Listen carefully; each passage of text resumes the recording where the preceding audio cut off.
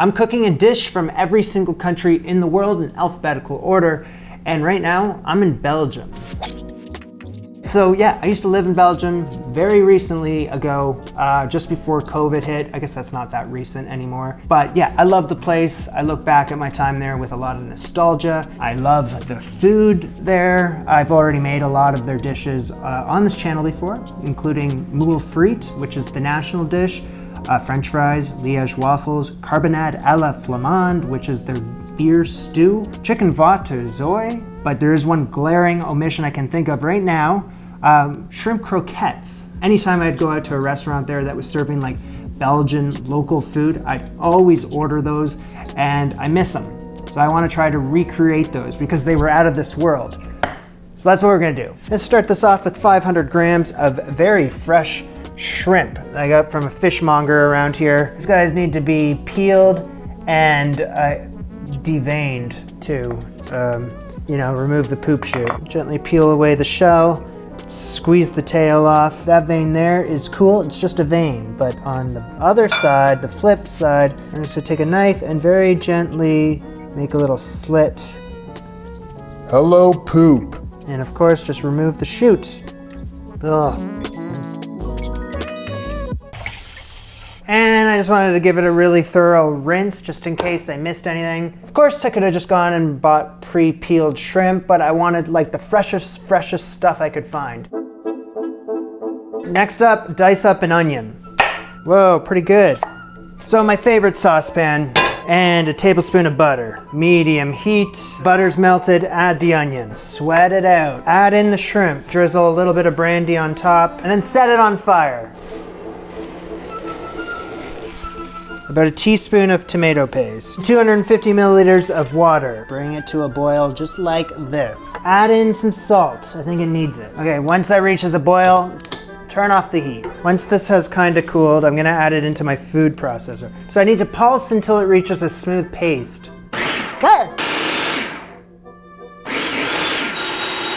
Back into the pan I was using. Low heat, bunch of butter, 50 grams, and 50 grams of flour. Probably should have just slowed my roll there for a second. 250 milliliters of milk. What I gotta do is thicken this up. We get the whisk going in this for a second just to avoid some lumps. So I need this to thicken up. So I'm gonna keep this running at a low heat. I'm gonna use some knowledge I've learned from Julia Child here and say that this is thick enough when it can coat the back of a spoon. Pour this into the dish. And you can really see how much this resembles a bisque. Wrapped up in plastic wrap, I'm gonna get this into the fridge for a full hour. Maybe more. Hopefully an hour.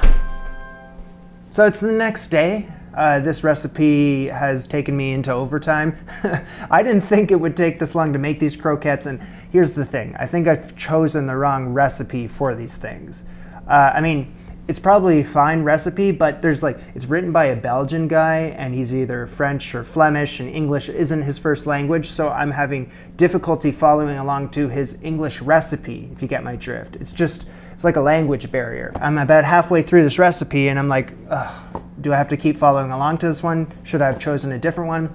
Well, it's too late now. What I got to do is take some of this stuff out and shape it into whatever shape I want it to be. It needs to be something that you can mold, like malleable, you know?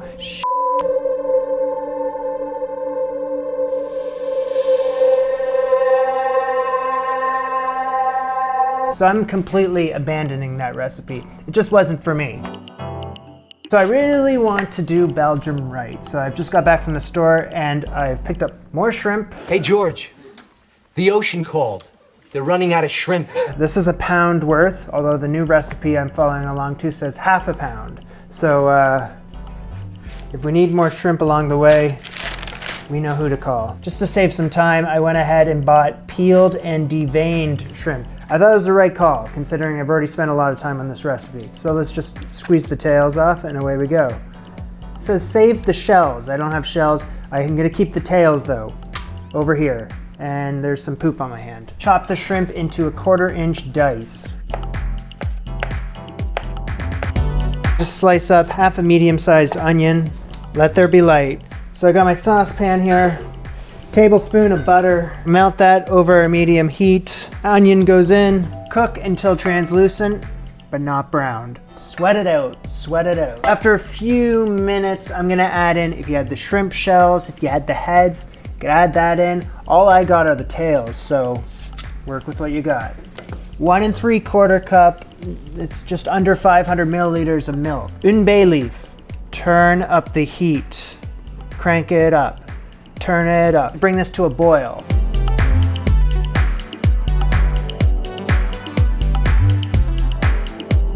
Okay, I took my eye off that for 5 seconds. Okay, I'm gonna turn that down to a simmer. After 10 minutes, I'm gonna strain the sauce. All that stuff, you don't need it. And this goes back into the saucepan. Continuing to simmer it, add in the shrimp. So this is way different than the other recipe. Poaching these for 3 minutes. All right, the shrimp are a bit pale, so I'm gonna keep them in until they've turned into the color that I want them to be in, which is like a nice, you know, the cooked shrimp look. Strain this now. I'm gonna wash this, put that aside. Come closer. And put a frying pan over here. I have 1 envelope of gelatin. I'm gonna add that into my frying pan with around 75 milliliters of cold water. That shit's gotta bloom. And over here, we return to the saucepan. Give me 4 tablespoons of butter. Low heat, so I gotta add 2/3 cup of flour. 1, 2. Get that all incorporated. Once it's mixed, I'm gonna add in the milk broth. I'm gonna switch to a whisk, but the camera's in the way. Whisk this together and bring it up to a boil. Okay, that is thickened the hell up in seconds. That is awesome. So the other recipe had a bechamel sauce it wanted me to make, but it wanted me to mix it in with the shrimp that were already in the pan. And then I just kind of added everything together at the same time, which is not how he described it, but the way the recipe was worded, it kind of got confused and there was like lost in translation. Anyway, I'm much happier with this. So I got some Parmesan cheese. I'm gonna grate up all of this. It should be around 2 ounces worth, I would hope. It's like 60 grams. Let's bring this back up to a boil. A boil, okay. Back over here. My gelatin onto a low heat, 1 to 2 minutes. Okay, the gelatin has melted. Add it into the bechamel. And I gotta mix this well. Okay, and then turn off the heat. Over here. I'm gonna need 1 egg yolk. 5 tablespoons of milk in milliliters. 5 tablespoons is 73.93 milliliters. Stir it into the bechamel. Add the shrimp. Pinch of cayenne pepper. That was a lot. Whatever, it's gonna be good. A little nutmeg, some freshly cracked pepper, and of course salt. Somehow missed that tablespoon of lemon juice. I just have this kind of lemon juice. Still works. Tablespoon. Into a pan of some sort, plastic wrap directly on the surface. Refrigerate at least overnight.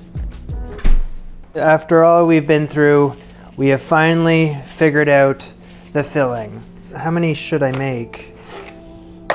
The shapes I had when I was in Belgium were kind of something like this. It's kind of like an elongated oval, and I want all equal sizes.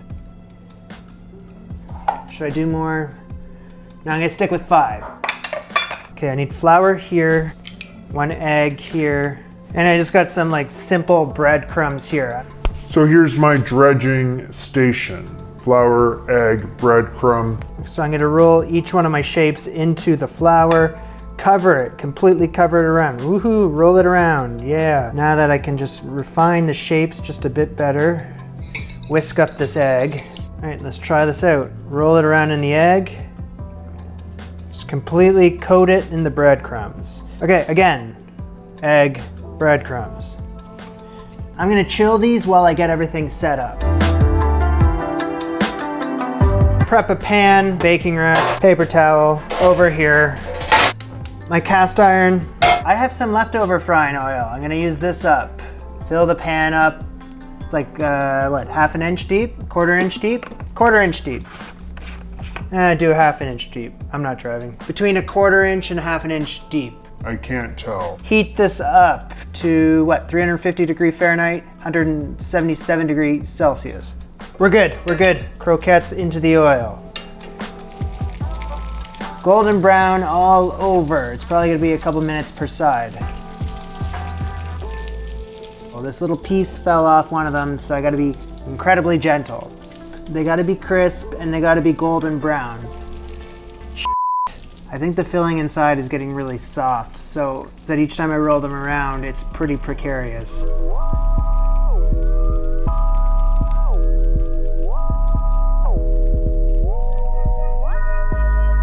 1.5 of them turned out. Not going down without a fight. I'm making them fresh right over here. I got a dredging station. I had the filling in the freezer, so it's really firmed up.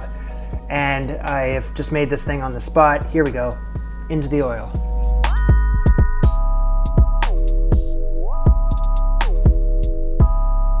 Look at that, that can hold its shape. Ooh, these are nice. Okay. Just gently place a little parsley on top. Order up.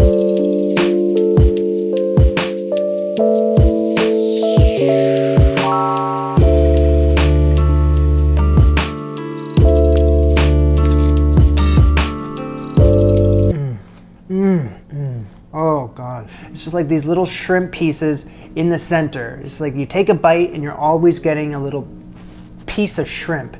And it's the bechamel sauce, this creamy bechamel sauce. As soon as I cut that thing open, it just spills right out. It's a beautiful thing because it's creamy, it's rich, it's got a little cheesiness to it, and shrimp. It was fantastic, and I'm so happy I redid it. So those tasted very similarly to the ones I had in Belgium. Not exactly, but I also think it has a lot to do with like the location of where you're eating them, you know, what you're looking at the time. Am I on a terrace at a nice restaurant in Belgium overlooking some beautiful historic city with all these beautiful cathedrals and interesting looking buildings and the smells and the sounds of Europe?